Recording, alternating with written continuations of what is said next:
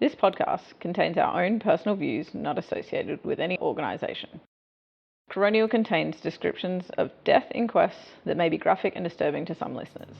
Discretion is advised.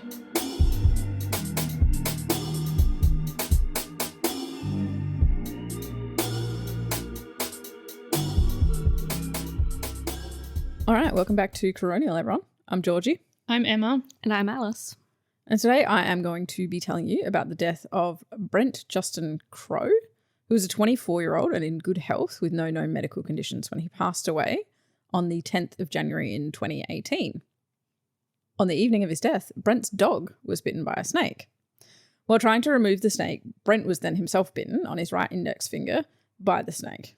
Oh, this is like, has anyone read the book Jessica? Yes. No. Yes, I have read the book Jessica. The ending for Jessica. Oh, it's been a while. But does she How get bitten by a snake? her dog gets bitten by a snake and dies, and then she goes and hunts down the snake, and then it bites her and she dies. So similar. That's why you should never seek revenge. Sure. Especially on a snake. Yeah. Yes. Just because this question might come up later, the dog survived. Oh no! And it just, I mean, that's No, great. that's good. Yeah. And I was like, I needed to know that information. It was not at all technically relevant to No. the inquest, but I needed to know that information. Oh. Yeah, it is devastating because it did come up that they sought help for Brent, he and his mother. The dog took him to the hospital. No, No, he himself and I the love how mother. you entertained that for a second. Sorry. You're like, no. no, that's not what happened. But the mum just completely forgot about the dog. And then Which is she fair. said she showed up home and the dog was still alive. Wow. And that shocked her. I'm just trying to work out how the dog survived and he didn't. Yeah. May not have been envenomated, Essentially, yeah. True. Probably what happened is it wasn't envenomated. which makes it even worse that, Brent was. that the dog actually would have been fine if the snake had just Stopped biting it and let the snake Yeah. just detach and slither away. Yeah. Yeah. I hadn't even thought of that. But I guess once it's latched on, the longer it's latched, does it then envenomate? I don't know. Not necessarily, because there's often dry bites Yeah. where it bites you, doesn't envenomate, And and then then it just goes away. Okay. So Brent was immediately transported by his mother to the Tamworth Base Hospital, arriving at 9:52 p.m. It was approximated that this drive took around 10 to 15 minutes, and while it could not be confirmed in the inquest exactly what time the bite occurred, various estimates suggested that it occurred somewhere between 9 and 9:30 p.m. Okay. Brent and his mother transported the snake in a jar with them to the hospital. Was it a big snake? Well, it was in a jar. Yeah, it was in a jar, so was it just a baby snake? Maybe they'd chopped it though, Or maybe it maybe was just chopped the its head off. Yeah. They said the snake, Yeah. not the snake head or True. anything like that, nor did it say that it was the dead snake. So I'm not sure. One of the medical officers involved in Brent's care described that they thought it looked like a juvenile brown snake. I cannot think of anything worse being someone in a hospital being like, I brought it with me. Yeah, I think they specifically tell you not to do that Yeah. because they don't For safety necessarily reasons? need to know what the snake. Yeah. And Was, if and it got out, how well is it contained? I mean, a Yes. jar seems fairly contained, but I've just got it in a bag here. No. Anyway, I would have been personally a little bit terrified, but that's fine. Yeah. So the snake was identified as an eastern brown snake. And as you said, Emma, they're quite venomous. So I'm just going to tell you a bit about them so that we have an understanding before I go into the rest of Brent's care. So they are found along the eastern seaboard of Australia and throughout New South Wales. They have a slender build and can grow up to 2 meters in length and appear pale brown, hence the name brown snake, but can be almost black in colour. And they generally have a pale cream or yellow underside, which often has orange or grey patches. During the inquest, an expert in Australian snakes commented that Australian brown snakes have adapted reasonably well to human encroachment and urbanisation, and hence may be found in urban areas such as Tamworth. So it's completely expected and understood that you could come across brown snakes within this area. Yep. Eastern brown snakes are one of the most dangerous venomous snakes in Australia and accounted for 17 of 23 snake bite deaths between 2005 and 2015. Wow. They're also thought to be the second most venomous snake in the world after the inland taipan, which is also an Australian native snake. Yeah. Yay us for having the two top most venomous snakes in the Deadlies. world. They're not the most deadly, but the most venomous.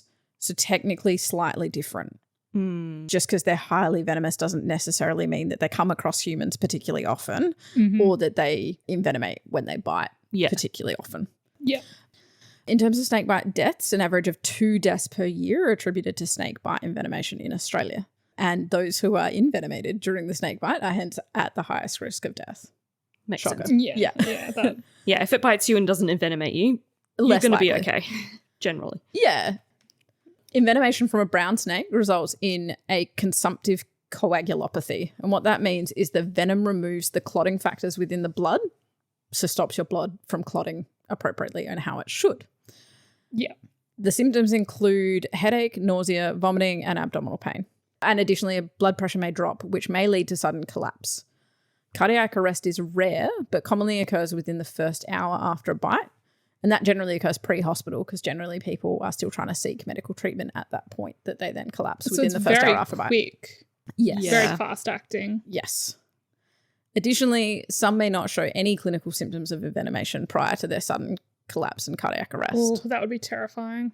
Absolutely. Because I'm assuming snake bites hurt. Like it's not one of those, because I know with some animals you can get bit and you don't really know you've been bitten.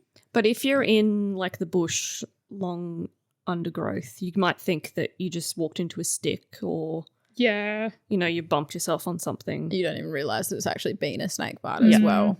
But then I think you also get people going into hospital saying, I'm been bitten by a snake. And And then When just really been it's a scratched by a stick. stick. Yeah. Yeah. So getting back to Brett, he presented to the hospital's emergency department where he was triaged as a category 2 patient due to his report of being bitten by a snake and the fact that it was also noted that he had a pinprick on his index finger where he was bitten. And for those of you who don't know the Australian medical system, the emergency department triaging categories go from 1 to 5, 1 being the most urgent, 5 being the least.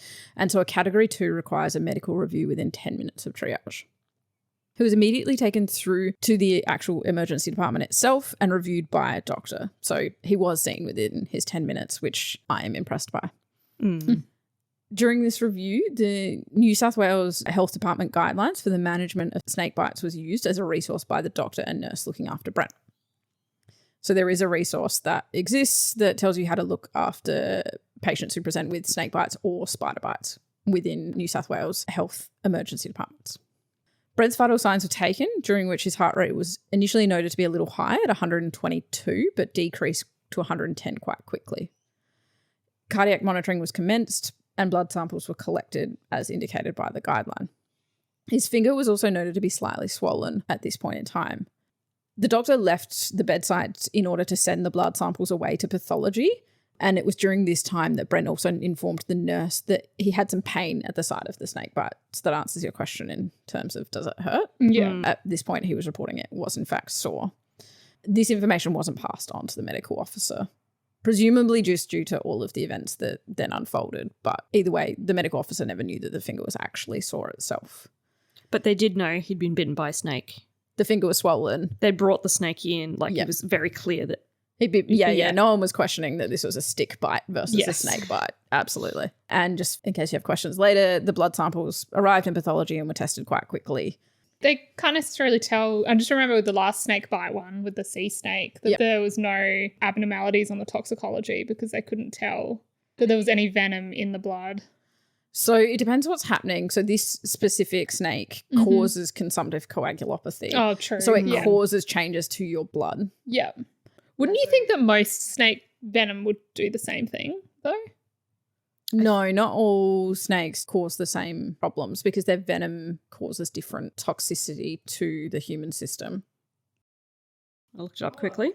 There are 4 main types of toxins. Neurotoxins, which interrupt the function of the nervous system. Cytotoxins, which damage the cells and tissues. Hemotoxins, which interfere with the blood, so a brown snake is one of those. And myotoxins, which cause muscle damage. Yeah, right. Okay. Yeah. And so you'd be looking out for different signs and symptoms based on Dependent that, right? on which. Yep. So coags were tested and it's not super relevant to the actual case, but they did show a slight abnormality. But at the point that they knew that answer, it was irrelevant. So only 25 minutes after arriving to the hospital at 10:17, Brent complained of feeling lightheaded. The doctor immediately returned from the desk that they were at to Brent's bedside, and shortly after he then became unresponsive. He briefly became responsive again, at which point he said he felt numb before returning to being unresponsive. CPR was commenced and brown snake antivenom was administered. Oh, so there is specific brown snake antivenom. There Yes. is. Yeah. After 2 minutes with continuous CPR, another vial of antivenom was administered again. At the suggestion of another ED doctor who had become assisting with the CPR, an on-call toxicologist was contacted. This toxicologist suggested the administration of a polyvalent antivenom rather than the brown snake specific antivenom. And so that this would work against, if it wasn't a brown snake, it different would type. cover different types of snakes in case it was misidentified as to what snake had actually been Brent. The polyvalent antivenom was administered. However, despite further extensive resuscitation efforts, Brent was declared deceased at 11:17 p.m. So about 2 hours after he was bitten by the snake. Yeah, wow. That's quick. Absolutely. And that he went from sitting up telling people his finger hurt at an hour post the bite to unconscious, unresponsive, and not responding to CPR, you know, in an almost immediate turn of events. It shows you just how toxic brown snakes are. Yeah. Absolutely. Brent's family advocated for the inquest into Brent's death due to a hospital staff member commenting to Brent's mother that his presentation was not consistent with a snake bite. Additionally, the family sought to identify if earlier administration of antivenom could have made a difference to the outcome. Oh, as in, like, if they'd given antivenom as soon as he was showed up. assessed, like even Yeah. maybe take blood and then immediately give it antivenom. wouldn't have changed anything. And in terms of a hospital staff member, they never identified who it was that said this, why it was said, or like what the actual context behind that statement was. But I think it's not an unreasonable statement in the sense that he essentially showed no signs until he was in cardiac arrest, Yeah. you know? And so I'm like, okay, that is not common. It doesn't necessarily mean it's not consistent, but certainly not something you would see commonly. Yep. The coroner sought to address if the care and treatment Brent received was appropriate, including if appropriate preventative measures were used to best improve Brent's chance of survival, the adequacy of the New South Wales Health Department guidelines for management of snake bites, which also covers spider bites. So it's the guideline for management of snake bites and spider bites, and if any matters of public health needed to be addressed. This inquest was interesting from a number of factors in terms of not only did it have what the coroner's findings and some recommendations, it also had responses back from the various people that the recommendations went to. So it went to New South Wales Health and also the local health district that was involved. So the health district that covers Tamworth Base Hospital, it had their responses back to the recommendations, which were interesting and fun. So in terms of the care and treatment, there were two main issues that arose about Brent's treatment. One was a discussion around whether a pressure immobilizing bandage should have been applied, and then the other around the antivenom, as you mentioned, Alice, whether that should have been administered earlier. Just briefly, I'm going to mention that it was touched upon venom detection kits and explained that these are no longer used or encouraged to be used. And so we're not going to discuss that further, but there used to be some kits that used to attempt to identify what kind of, or if venom had been injected or ejected from the snake, injected to the person. If there's venom around the site of the bite, because realistically it was a swab taken around where the bite site was to see and detect whether there's toxin or venom there to then determine whether you need to give an antivenom or like the risks of envenomation. But the problem is that if you've washed the site, then you'd get a false negative, or if you didn't swab the right site, you get a false negative. And even if you got a positive, that doesn't mean that it's in the bloodstream. Yes. And so in those cases would, instead of spending the time doing that test, they just give the polyvalent antivenom if indicated. Yeah, pretty much. So hence it was kind of seen as this is disrupting time, they're expensive, they're not necessarily giving you the answer that you need because they're not good at ruling in. Yes. The doctor caring for Brent stated that they understood that a pressure immobilizing bandage was not necessary once the patient is being treated in a hospital. And this is consistent with the New South Wales guideline being followed. So it was explained at the inquest, because I don't know if you guys have been taught about how to manage snake bites in the community, but my understanding is it's very important to put on a pressure immobilizing bandage, that you wrap it towards the limb, like from the bite towards the center of the body. Yeah. The moment that someone's been bitten by a snake, and you lie them on the floor and you don't move them until they've got medical care. Yes. So apparently, yes, that is entirely what you do in the community. And that's especially important where medical care is going to be delayed, or to encourage inactivity of the person who's received the snake bite to delay the effects of envenomation. Mm-hmm. But once they're in hospital where they're being cared for, the application apparently serves no purpose, which was news and interesting to me. Yeah. And my takeaway from this case, though, and so this is not mentioned in the case, it's just my own personal opinion, was that maybe also the application could therefore actually delay other care and treatment, because if the doctor was busy putting the bandage on, they weren't taking the bloods that were necessary. Or giving the antivenom. So I can see the negative at once they get there, because, again, it's to try to delay the effects of envenomation. But it's like, well, if you're already being cared for in the hospital, you're getting the monitoring and all that kind of thing. Yep. It's not serving any purpose anymore. So it was agreed by all the experts that it was acceptable not to have applied a pressure immobilizing bandage in the hospital setting. However, some experts did consider that maybe application could have been considered for a consistency perspective or as a visual reminder of the patient's presentation. But ultimately, experts felt that the application of this type of bandage wouldn't have changed the outcome either way in the hospital. Experts concluded from the treatment of Brent described that he did not show any clinical symptoms of envenomation prior to his collapse and cardiac arrest. So even though he had a sore finger, even though it was a little swollen, technically he didn't have any of the other signs that you sort of briefly mentioned in terms of the different types of toxicities that can occur or the symptoms that I mentioned at the beginning in terms of brown snake envenomation, headache, nausea, vomiting, or abdominal pain. He didn't have any of those things. And so hence, according to the guideline, antivenom administration was not warranted. And most of the experts agreed with this. So experts stated that the guideline has a focus on protecting patients who have not been envenomated from unnecessary administration of antivenom due to its associated risks. Mm-hmm. The product is made from horse serum, and it's produced as either a specific product where available or as a polyvalent product where it covers one specific animal or where it covers a wide range where you're unsure. It is known to cause a moderate risk of allergic reactions. Okay. So the most obvious allergic reaction is if you're allergic to horses. Makes Probably sense. don't give it. Mm-hmm. Which there was a case study in this inquest where they're like, I gave it once to someone who turns out they're allergic to horses and they went into anaphylaxis. Sure, that makes sense. Yeah. But additionally, 1 in every 4 to 5 patients will have an allergic reaction, of which 2 to 3% will have severe anaphylaxis and hypotension. So 1 in 4 to 5 to me seems pretty high. Yeah. But presumably they're not overly severe, but then of that, only 2 to 3% are severe. But that's still a lot, and that's still a lot if you've walked past a stick. Yes. Yeah, exactly. If you've not actually been envenomated. Yeah. You are in the right place to have an allergic reaction, though.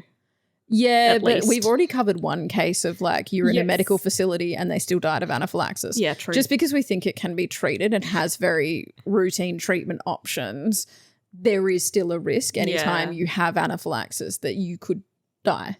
Yep. That it's not actually medically treatable. Yep. So I think that they're making the fair point that we really do want to prevent people having unnecessary harms caused by us. But it's tricky in a case like this. You're damned if you do, damned if you don't, right? Exactly. And they did actually give it. They did. Yeah.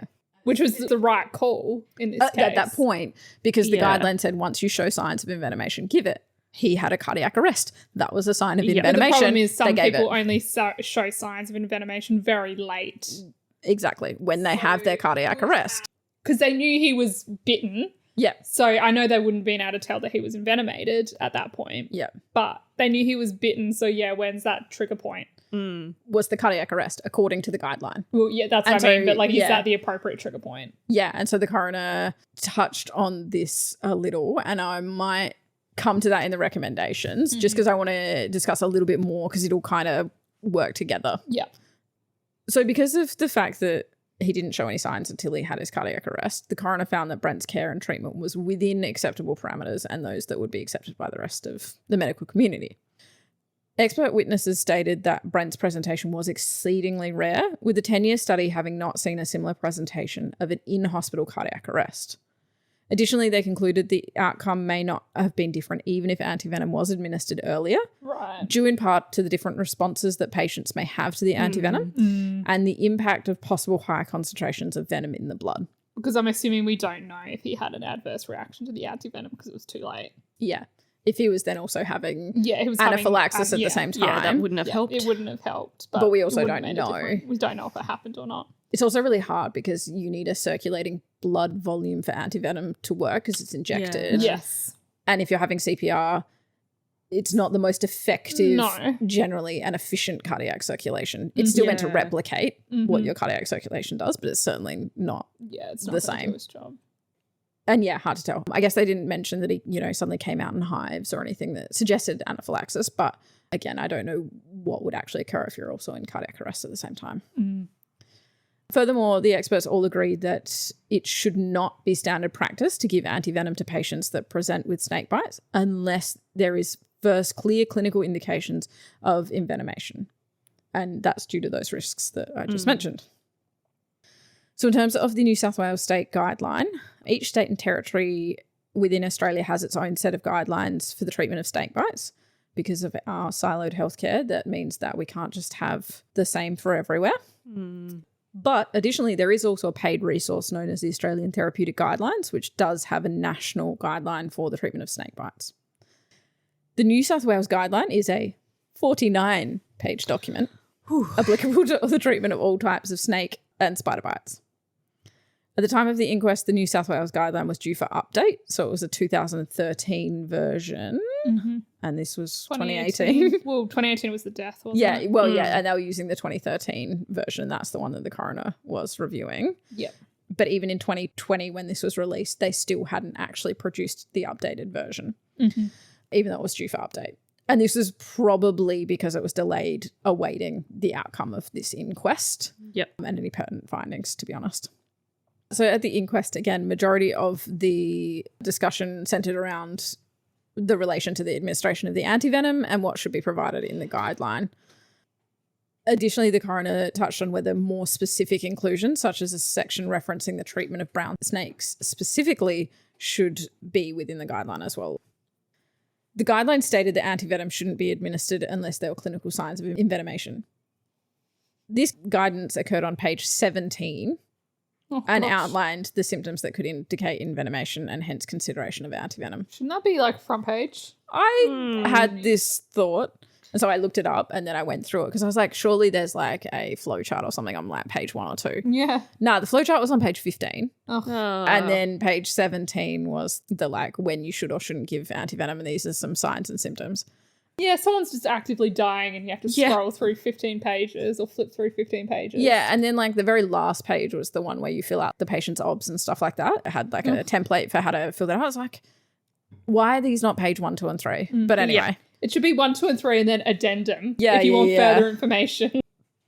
But I'm not here to criticise the guideline, but it just did seem very far through, especially given that the nurse who was looking after him had never seen this guideline before. And so, like, again, having to search through 17 pages of something you've never seen before. And so they're all of the agreement that they wouldn't recommend any changes to when you should give antivenom. The coroner, however, felt pretty strongly about the inclusion of something specific to brown snakes. The coroner concluded guidance for management of brown snakes specifically could be justified, given their bites are the most deadly and common according to the Snake Bite Project between 2005 and 2015, which is that number I said before, that 17 out of 23 deaths were caused by brown snake bites. Is this one thing where you kind of leave it up to the consent of the patient? Oh, we are going to come to that. Like give them I have a whole section on the this. risks of this and be like, well, we can give you the antivenom now. These are the risks. Do you want to take it or not? Yes, but I think that that's really hard in these kinds of cases but that actually did come up of like what the coroner also suggested. Yeah. So along with saying there should be a whole section just specific to brown snakes and how you should treat them, even though in theory the experts were like, you should treat it no differently. They also said that in order to be consistent with other New South Wales health guidelines, there should be some patient-centred care because other New South Wales guidelines have that. And the coroner listed, consider when adopting patient-centred care whether the treating doctor should expressly discuss with the patient symptoms of envenomation from a brown snake, the risk of sudden collapse, the possible ineffectiveness of antivenom administered after said collapse, to be considered against the possible risk of adverse reaction to the antivenom and involve the patient in decision-making about early antivenom administration. But when you're sitting there and you've been bitten by a snake and they're saying you might suddenly collapse and have a cardiac arrest, would you like this medicine now or later? I'm going to say now. Everyone's going to say now. No one's going to consider those risks because they're sitting there stressed. They're sitting there thinking they're going to collapse and die. And they know they've been bitten by a snake. Exactly. Like in so his I'm case, he knows. No matter how much you want to do patient-centered care, there is no way that would be an unbiased decision.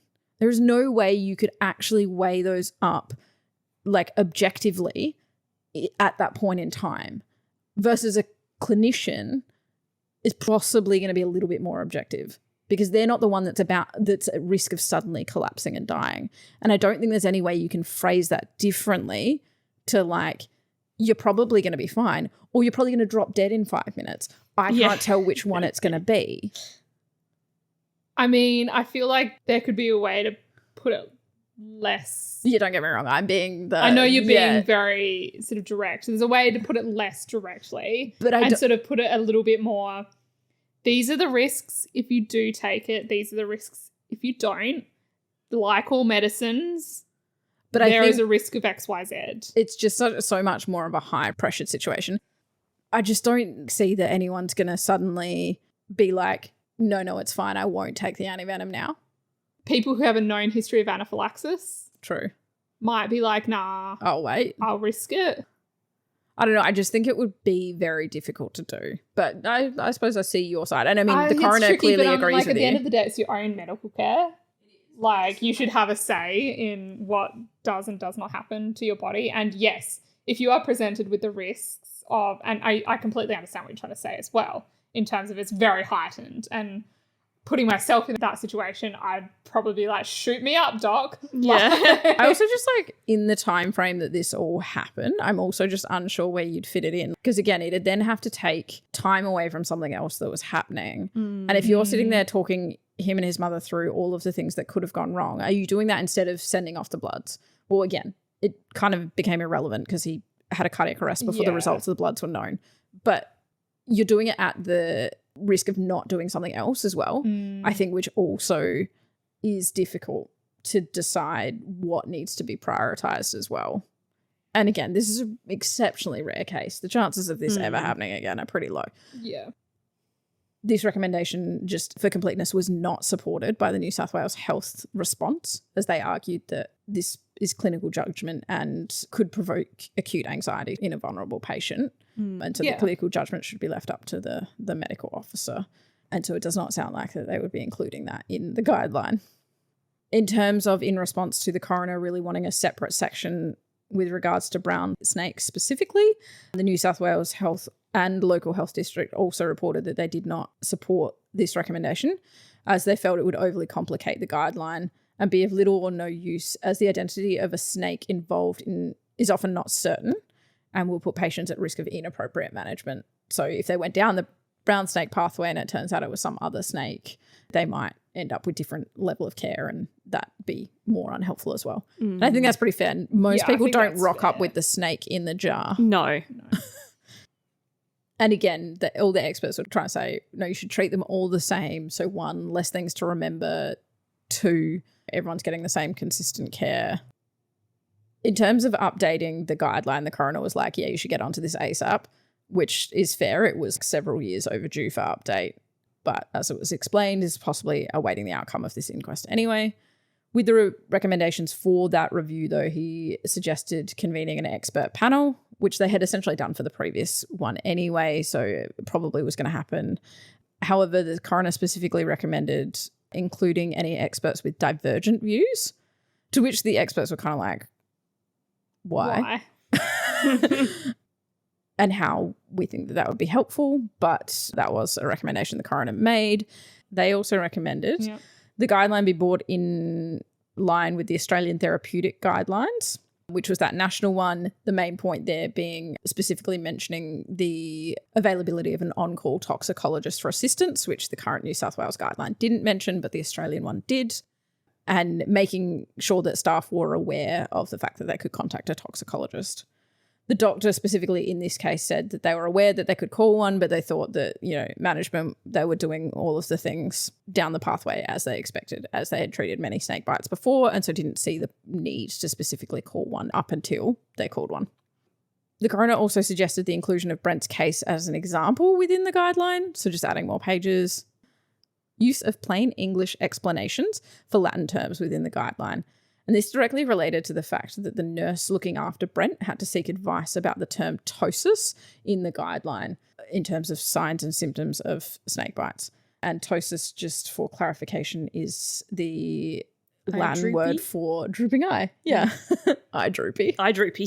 Drooping eyelid. Yep. And so I did note that the 2013 guideline that I looked at did have an update of plain English words in it at least. Also, that the hospital should ensure that all staff are educated to be aware of the guideline and its availability to them. Along the line of the patient-centred care, the coroner also recommended, again, because they were really harping down this specific to brown snakes, that maybe there could be an included patient information sheet that could be handed to the patient and or their family, detailing the signs and symptoms of envenomation, including the possibility of no symptoms prior to a sudden collapse or cardiac arrest. But I just think, again, that's in that situation where you're already stressed, you've been bitten by a snake, having something written down that says nothing might happen until you arrest is just really terrifying. But also that's going to increase your heart rate. I agree. It's going to increase pumping that venom around. It is. But also, is a high heart rate part of one of those symptoms that's going to recommend that you get antivenom? So is it just going to prompt more antivenom administration? Yeah. I don't know. Again, until we see a case of someone dying from anaphylaxis from their antivenom administration, probably not going to change much. With regards to public health matters, an expert explained that about 1/3 of those who have been envenomated from a brown snake suffer sudden collapse. So, look, 66% are going to be not going to collapse. Yeah. Of those who collapse, about 1/2 recover without treatment. Wow. Okay. So they just have their collapse and then they pop back up and they're fine. 1/3 of the 1/2 who do not spontaneously recover also survive as a result of successful CPR attempts. So again, it's just further clarifying that Brent's case was exceptionally rare. Yeah. That he's of that 1/3 of 1/2 of 2/3. 1/3. Stop it. Yep, that's too much maths. Yeah. But He is a portion. he's a very, very small portion of the 23 people that die from snake bites in Australia over a 10-year period anyway. Yeah. In terms of public safety, the coroner recommended to the Hunter New England Local Health District that they consider a public education campaign regarding the dangers associated with eastern brown snakes and what to do if one is encountered. And that this should emphasise the use of a pressure immobilisation bandage, calling for assistance and keeping the patient immobile. And so I think that's pretty pertinent given the fact that that other expert mentioned that they're totally fine with urbanisation and are often found around areas where people are, unlike the inland taipan that stays away from people. So finally, there was one last public health recommendation made to the New South Wales Pathology Forensic Medicine Service, and this was to consider, subject to constraints of the Coroner's Act and family consent, a full autopsy be conducted for suspected brown snake bite victims. Oof, full autopsy, that's intense. And formalising arrangements for the provision of anti-mortem blood samples from snakebite fatalities to appropriate research centres. And this was recommended in order to advance understanding and treatment of envenomation, which seems very eager to me in this inquest because this was so rare for such a small number of people across the country. Although, I mean, I imagine a lot of the things that we cover are super rare things that are unlikely to happen to anyone. Because I agree, a full autopsy seems a lot. But I guess in this case where someone turned around and then said to the family, oh, this wasn't typical of an envenomation of a snake. Yeah. I don't know how much of an autopsy Brent had. It didn't really go into it, but presumably not much because it was pretty clear cut to some people that this was entirely how one might succumb to a snake bite. Yeah.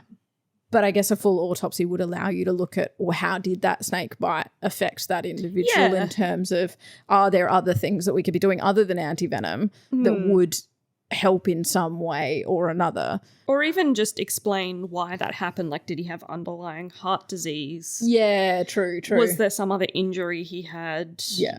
didn't sound like there would be. But yeah, were there any other contributing factors to why it happened in that way for him? Yeah.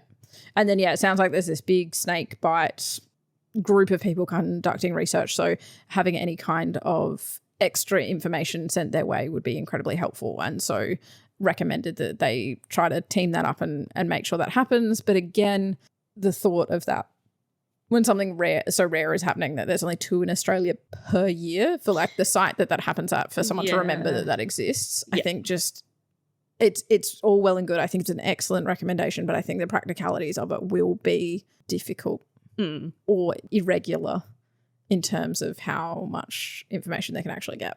Yeah. But a potential.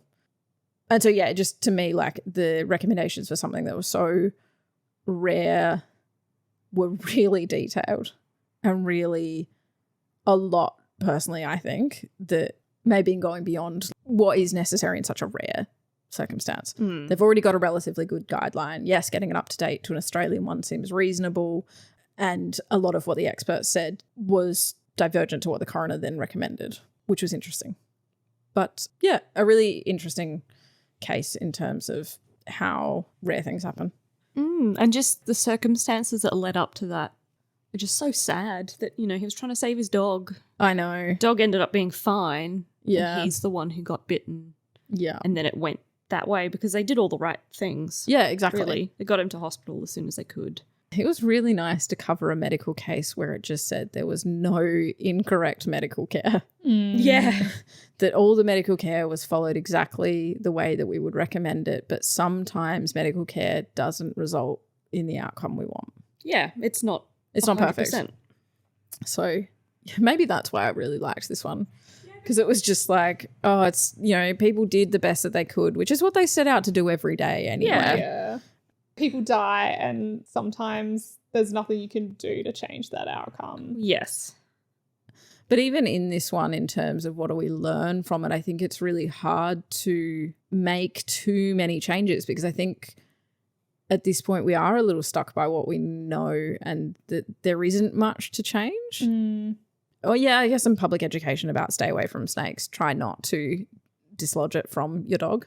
But I feel like that's so much easier said than done. Yeah, because spur of the moment. Yeah. You're Don't get seeing me that wrong. your animal is injured. You want to help it. Yeah. But like in general, if your animal's not being bitten by a snake, like if you see a snake out in the wild, generally common sense is don't go near it. Yeah. Fair. Like, this is a different scenario. But in general, if you see a snake, you're not going to be like, oh, hi. Yeah. Fair. Hey there, bud. Fair. What's happening? That's absolutely true. Let's have a cuddle. I feel like I remember in like preschool being taught if you come across a snake, back away slowly, essentially. Yeah. Like in Australia, we do teach children what to do if they come across a snake. And I don't know, it's hard. Like, I don't know what a brown snake looks like specifically in comparison to a carpet python in comparison to, like, I don't know which ones are venomous and which ones aren't. Yeah. And you don't really need to know. Yeah. Because you exactly. just stay away from them. Yeah, I tend to just stay away. So, like maybe he mistook this for a non-venomous snake as well. Yeah, that is definitely possible. All right, well, thanks everyone for listening and we will catch you again next time. Bye. Bye.